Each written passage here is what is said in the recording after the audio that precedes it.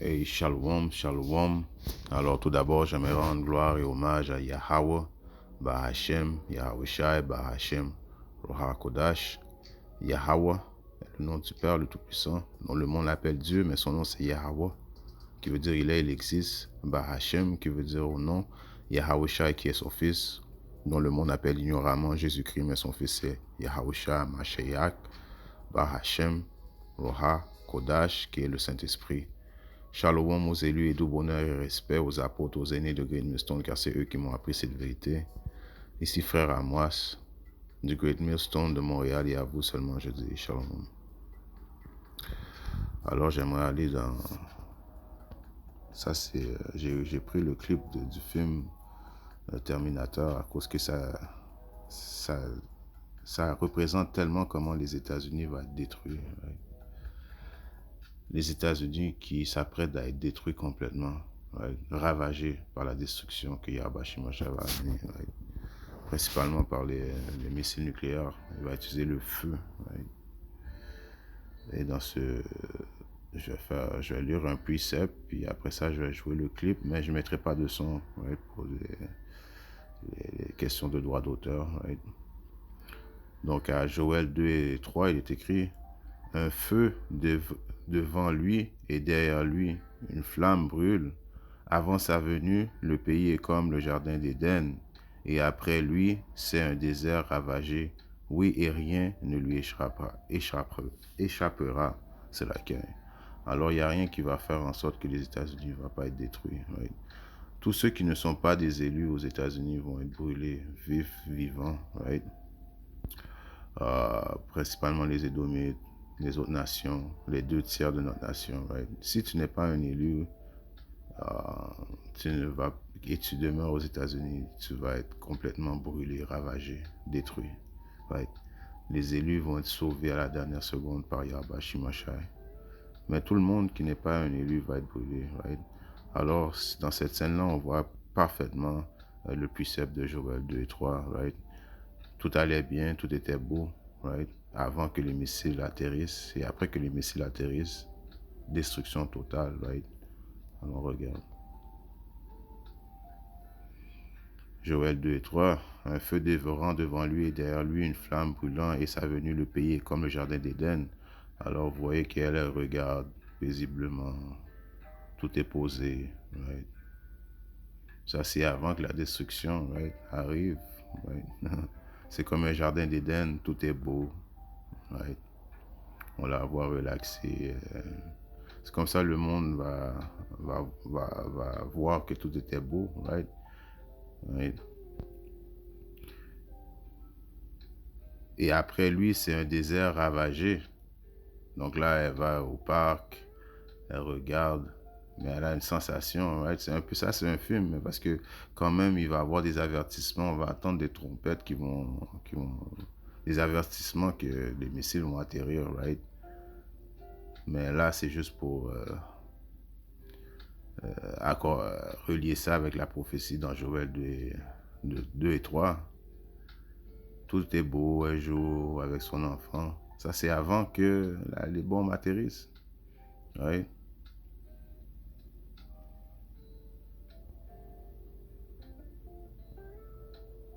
Dans le bébé, le monde dans le parc, right? Elle essaie d'avertir, mais personne ne peut entendre parce qu'elle est en train de faire une vision et boum! Après ça, les missiles atterrissent sur les États-Unis. Qu'est-ce qui arrive? C'est ravagé, right? Elle brûle, right? Ça, c'est un autre précepte qui est dans le livre de Zacharie. Je pense que c'est 14, 14 et 12. Et ce sera ici la plaie dont le Seigneur frappera tous les peuples qui auront combattu contre Jérusalem. Leur chair se consumera pendant qu'ils seront debout sur leurs pieds.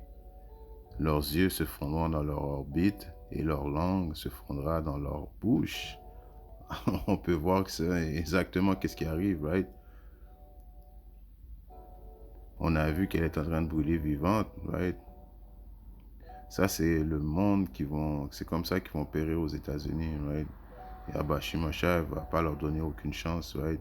Et là, on voit qu'ils meurent vite, mais Yahba Shimashai peut faire en sorte qu'ils ralentissent le temps pour qu'ils puissent bien sentir les flammes, right, les ravager, right? Ça, comme que je vous dis, c'est tout le monde, right, qui vont habiter aux États-Unis, right, qui vont pas avoir le temps ou les moyens de s'échapper. Ceux qui vont avoir le temps de s'échapper, ce sont les élitistes de ce monde. Ils vont aller se cacher dans des bunkers, right? Mais à part ça, ils vont être préservés pour être mis en esclavage, right? Le monde dit qu'ils vont être sauvés. C'est pas vraiment, ça s'appelle préserver pour éventuellement être mis en esclavage, right? Parce que c'est eux autres qui vont être les premiers fruits, right, de l'esclavage dans le royaume des cieux, right? Ils vont être les premiers de liste, right, à bâtir notre royaume qui va être sur terre. Donc, tous les riches de ce monde, les Rothschild, les Dupont, les Bill Gates, toute leur famille, tout le monde qui sont vraiment riches présentement, qui vont avoir le temps d'aller se cacher, right? Parce qu'on sait que ceux qui vont avoir pris les banquiers aux États-Unis vont périr, right? Et on sait que la plupart des riches ont des banquiers en Nouvelle-Zélande, Hawaï, comme le gars de Facebook, il y a un banquier en Hawaï. Ils ont tous des banquiers à quelque part dans le monde, right? Mais ils vont échapper à ces destructions, comme on vient de voir, pour être mis, être pris, right? Aller en destruction, right? Alors, si on regarde un peu ça, puis dans le livre de... on va commencer Apocalypse 9. Et 20. Et le reste des hommes qui n'avaient pas été tués par ces plaies. Alors, en la réalité, il y a des hommes qui ne vont pas être tués par les plaies qu'on vient de voir. Right? Zacharie 14 et 12. Right? Ça va être les élitistes de ce monde parce que, comme on dit, on vous dit tout le temps, ils ont des banquets tout partout dans le monde. Ils vont s'échapper. Right? Avant la destruction, c'est la volonté de Yahba Shimashai de les préserver pour les mettre en captivité par la suite. Et le reste des hommes qui n'avaient pas été tués par ces plaies ne se repentirent même pas des œuvres de leurs mains pour qu'ils n'adorent pas les diables et les idoles d'or, d'argent et de cuivre et de pierre et de bois qui ne peuvent ni voir, ni entendre, ni marcher. Ils se repentirent pas non plus de leur meurtre, ni de leur sorcellerie, ni de leur fornication, ni de leur vol. Right? Ça, c'est les ultimes démons de ce monde ne vont pas se repentir parce que les autres vont penser qu'ils sont safe dans leur bunker. Alors pendant que ils savent que les États-Unis sont en train de se faire détruire, eux, ils vont être dans leur bunker confiants, se disant qu'ils ont échappé, pensant que Yahba Shimashai va les laisser partir. Right? Mais c'est comme une illusion que Yahba Shimashai leur fait voir, right? Il y a un épisode que je vais lire dans Apocalypse 9 et 14 qui est écrit disant au sixième ange qui avait la trompette délie les 4 anges qui sont liés sur le grand fleuve d'Euphrate, et les 4 anges qui étaient préparés pour l'heure et le jour et le mois et l'année furent déliés afin de tuer le tiers des hommes. Le tiers des hommes, c'est la représentation des Édomites, right, qui vont être tués aux États-Unis complètement. Right? Et le nombre de l'armée des cavaliers était de 200 000 milliers, et j'entendis le nombre. Et ainsi je vis les chevaux dans la vision et ceux qui étaient assis dessus, ayant des cuirasses de feu et d'hyacinthe et de soufre. Et les têtes des chevaux étaient comme des têtes de lions, et leur bouche sortait du feu, de la fumée et du soufre. Alors la même façon que Yahba Shimashai a détruit Sodome et Gomorrhe, qui était par le souffle et le feu, c'est la même manière que il va détruire les États-Unis. Et les 200 000 milliers qu'ils ont entendus, c'était les bombes nucléaires, right, qui tombaient sur les États-Unis. Comme qui est écrit, ils avaient des têtes de lion à cause que c'est les têtes qui font les ravages, right?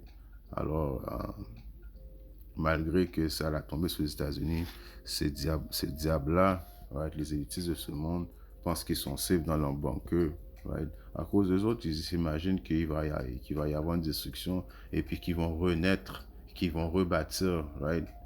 C'est Yahba Shimashai qui leur fait croire cette illusion-là.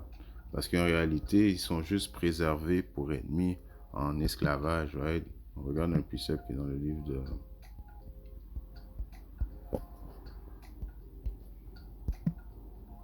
Je suis allé dans le livre de Isaïe 2 et 19, c'était quoi?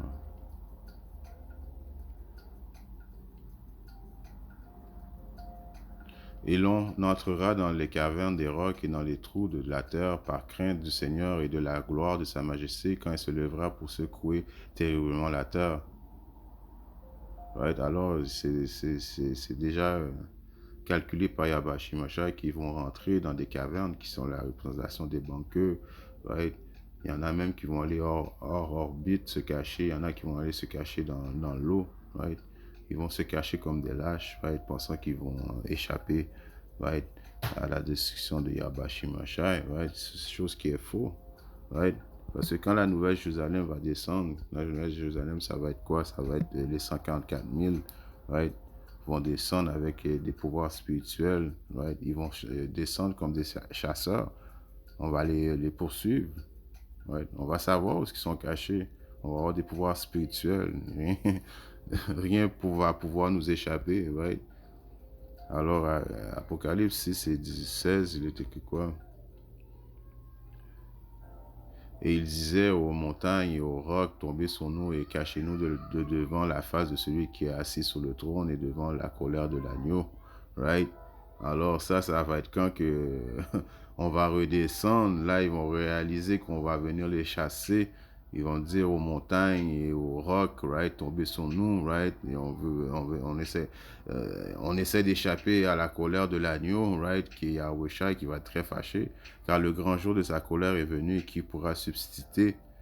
Donc ils vont comme demander, essayer de demander pardon, essayer de se cacher, essayer de fuir la colère de Yahweh Shimashai et de ses hommes, right, et des anges. Mais il va être trop tard, right? Parce que comme qu'il est écrit dans le livre de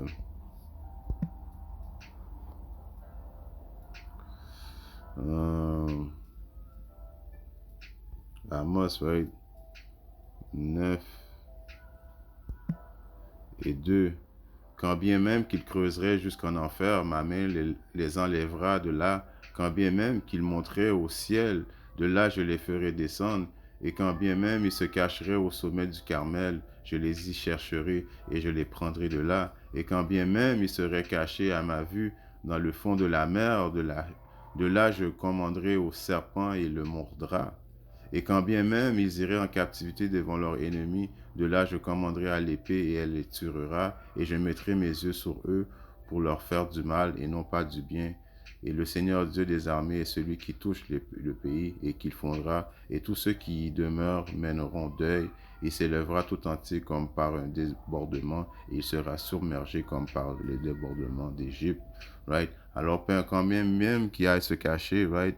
C'est pour ça qu'on vous dit que la préservation ne veut pas dire sauver. Yahweh Shimashai va les chercher, va les prendre, va les mettre en captivité. Et quand on dit une captivité, ça va être quelque chose qui est vraiment doux. Ouais, c'est une captivité encore 10-15 fois plus terrible que la captivité qu'ils ont fait passer par la traite négrière, toutes les choses, les oppressions qu'ils ont fait passer, ça va être encore euh, plus hardcore, right? On va méditer des terreurs. C'est un précepte que constamment on va méditer la terreur, comment les faire souffrir, comment les faire mal, comment les tuer, right? Ils ne sont pas sortis du bois. Donc, préserver ne veut pas dire échapper. Même s'ils vont se cacher, on va les prendre, on va les mettre en captivité, right? C'est une promesse que Yahweh Shimashai nous a fait, right? On voit ça dans le livre de l'Apocalypse, right? Non, c'est pas Apocalypse. Je vais aller dans le livre de Somme.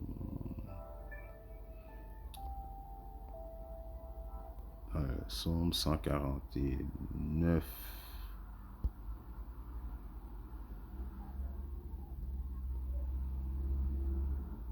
Commencez à louer le Seigneur Yahweh Shimashai, chanter au Seigneur un nouveau cantique et sa louange dans les congrégations des saints.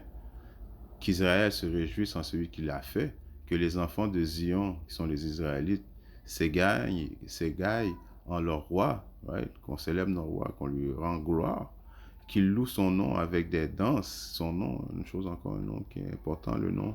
Il faut connaître le nom de Yahweh Shimashai. Comment tu peux louer ton créateur si tu ne connais pas son nom, right? On va le répéter, son nom c'est Yahweh, le Père, et le Fils c'est Yahushai, avec des danses qui lui chantent des louanges avec le tambourin et la harpe, car le Seigneur prend plaisir en son peuple, il ordonnera les dociles de salut, right? Que les saints qui sont des Israélites, right? Principalement les optimistes élus, right? Dans ce temps-là, mais on sait que tous les Israélites sont des saints, mais là, ça va être les optimistes élus qui vont se réjouir en premier, à cause qu'ils vont éviter la seconde mort, right?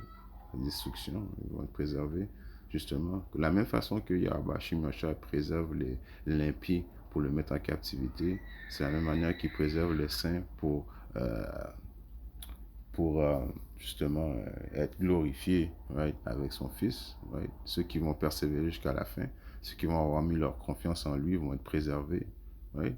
Que les saints tressaillent de joie dans leur gloire, qui chantent fort sur leur lit, que les louanges élevées de Dieu soient dans leur bouche et une épée à deux tranchants dans leurs mains pour exécuter la vengeance sur les païens. Alors, il y a une vengeance qui va être exécutée sur les païens, principalement les Édomites, les élitistes de ce monde qui vont être pris et mis en captivité en premier, et châtier les peuples. On va châtier les peuples, right? Pour lier leurs rois avec des chaînes et leurs nobles avec des fers, right? Alors, eux, ils vont être préservés. Pourquoi? Pour être mis en captivité, pour mettre des chaînes alentour d'eux, right? Pour exécuter sur eux le jugement écrit, right? Le jugement de la captivité, right? Cet honneur est pour tous ces saints, louer le Seigneur. Yahweh Shimashai. Et en passant, cette captivité-là va durer 1000 ans pour les Édomites. Après ça, on va toutes les rassembler, ils vont être complètement détruits. Right? Alors, il n'y a pas d'échappement pour Yahweh Shimashai. Des fois, il y a des autres, soi-disant, dits faux prophètes qui disent qu'ils vont... les Édomites vont être dans le royaume. Oui, ils vont dans le royaume en tant qu'esclaves, right? Mis en captivité, right? On va méditer la terreur, right? Il n'y a rien de plaisant qui les attend, right? Ils vont même, un abeille va être plus respecté qu'un Édomite. Une croquerelle va être plus respectée qu'un Édomite dans le royaume, right? Il y a un précepte qui dit, des fois, on va les mettre au cachot et on va venir les visiter de temps en temps. Right? Il y en a même qui vont même mourir de faim. Et ça va pas être une chose très agréable. Right? Donc, pensez pas que du fait que Yahweh Shimashai va les préserver pour justement les lier avec des chaînes, right? Ils vont être les premiers fils de la captivité, que ça veut dire qu'ils ont obtenu le salut. Right? Alors, en espérant que ces petites leçons étaient édifiantes, et si Yahweh Shimashai le veut, je reviendrai très bientôt avec notre leçon. Shalom.